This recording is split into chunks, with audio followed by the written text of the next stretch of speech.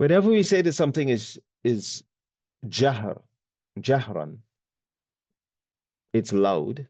What does that mean? If we're talking about the volume, so a sound is made. So we're not talking about something that somebody thinks in their mind. We're talking about a sound that is made. And that sound has to be loud enough, the volume has to be enough volume that under quiet circumstances, not when there's construction going on, not when you live next to the airport or under the train tracks, right? No. You're talking about under normal, quiet circumstances, like out in the desert at night when it's really quiet. This is how we think. So out loud means a sound at such a volume that in the desert at night, if I made that sound, I could hear myself clearly making that sound, and someone who's near to me could hear clearly what I said. Someone who's near to me can hear clearly what I said. That's not a very high volume. So when we say out loud, we don't mean screaming. When we say out loud, we don't mean at a volume.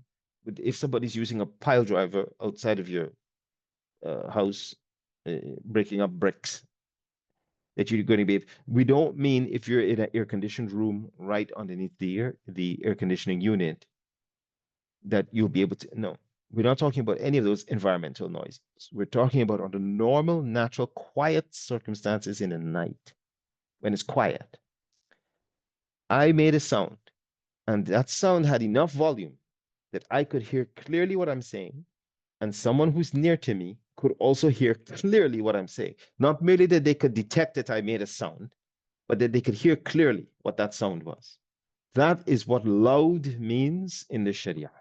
So it's not a whole load of volume. And it's something that you estimate. Notice this that many things in fiqh for our everyday worship, there are things that we have to estimate, right, in our minds. Too often, people think that out loud means that it's at a volume where you could hear yourself. That's what people think. You can, sorry, that's not out loud. That's actually quiet, right?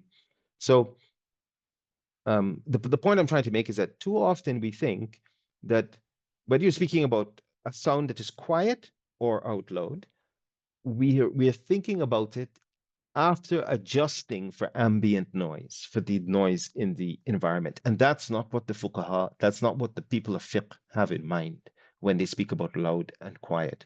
When they speak about loud and quiet, they assume natural, quiet environment at night. That's the assumption, right? So, so let me back up a little bit and say, first of all, what is to say something quietly? It means you have to actually say it. So I'm going to talk about quiet, and then I'm going to repeat loud, right? So in order for you to say something quietly, like when you're reciting in your prayers, whether you're reciting Quran because you're praying by yourself or you're leading, or you're reciting the dhikrs in the prayer, Subhana Rabbi al-A'la, Subhana Rabbi al-Azim, all the things that you say in the prayer that you actually have to say, whether it's fard or wajib or sunnah. Some of the things you'll say them, well, most of the things in a prayer, you say them quietly. And some things under certain circumstances, you have to say them out loud, except for ladies, of course. Ladies do not raise their voices in any ritual act of worship at all, not even in Hajj. Okay, ladies they never raise their voices, they never say anything out loud in any ritual act of worship. They only say things quietly. So this difference between loud and quiet is an important difference, right? So quietly is at a volume because you actually have to say something.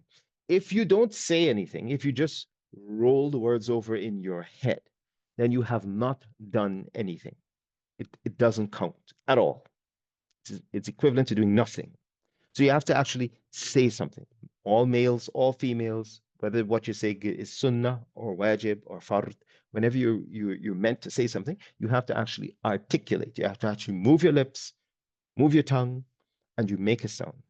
Now, if you're supposed to say it quietly, it means that the volume of that sound that you made is such that in the desert at night, You could hear yourself what you said, but somebody who's near to you can't really hear what you said. Notice I said can't really hear what you said. Maybe they can tell that you said something. They heard some, they heard a slight, they could tell that your lips were moving, but they can't really hear what you said. If you're saying Fatiha, then they could, if they listen carefully, then they could say, oh, this person's reciting something. And because he just started praying, I think what he's reciting is Fatiha. But you ask him which ayah is he on, can't tell you. Can just tell you that he's definitely. I think he's praying. Leave him alone because I could tell that he's reciting something. What is he reciting? I can't tell. The volume is too low, right? So when you say something sirran, you say something quietly, secretly, literally, right? When you say something quietly, it means you're saying it at a volume that, by your estimation, if it were the desert at night, quiet, the volume is so low that you could hear yourself what you're saying, but somebody nearby, they couldn't really hear what you were saying, even if they could detect that you're saying something. That is quiet in the Sharia. Mm. Out loud means that under the same circumstance, you could hear yourself what you're saying, and somebody who's next to you could hear you clearly as well, articulating everything, which is not screaming. It's far below screaming, right? It's an important distinction. Because people think a lot of the times that in order for me to notice that in both situations, what is common is that you could hear yourself. When you're saying something quietly, you could hear yourself, but somebody near to you can't really hear what you're saying. When you're saying something out loud, you can hear yourself, but somebody next to you, they can also hear exactly what you're saying. That's out loud and quiet. Notice that in both situations, you can hear yourself. Many people get confused by this. And so what happens is in Dhuhr, whether you're male or female, you're supposed to recite all of your Quran in Salat al-Dhuhr quietly, sirran, right? And people think, well, that means I have to say it in a volume where I can hear myself. And the air conditioning is on. Not only is the air conditioning on, somebody went and turned the fan on. And whoever did the electricity in the masjid or in the home didn't do it so well. So once there's electricity, the whole place is humming, and the fan is on, and the AC is on, and the neighbor has a dog is barking. And so what do I do in Dhuhr? I'm there.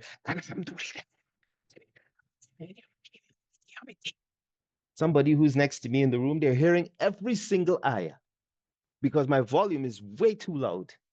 And I'm doing it like that because I want to hear myself. Yusmi' nafsu. And I'm thinking that what the fuqaha means that under every circumstance, I must actually be able to hear myself, including if it is not quiet. And that's not what it means. I'm doing something makruh tahriman and sinful in that dhuhr because I'm not supposed to be at a volume where somebody next to me can hear clearly which ayah I'm on. That is jahran. So I am reciting in Salatul Dhuhr jahran in a loud voice when it is wajib for me to recite in Salatul Dhuhr Quran quietly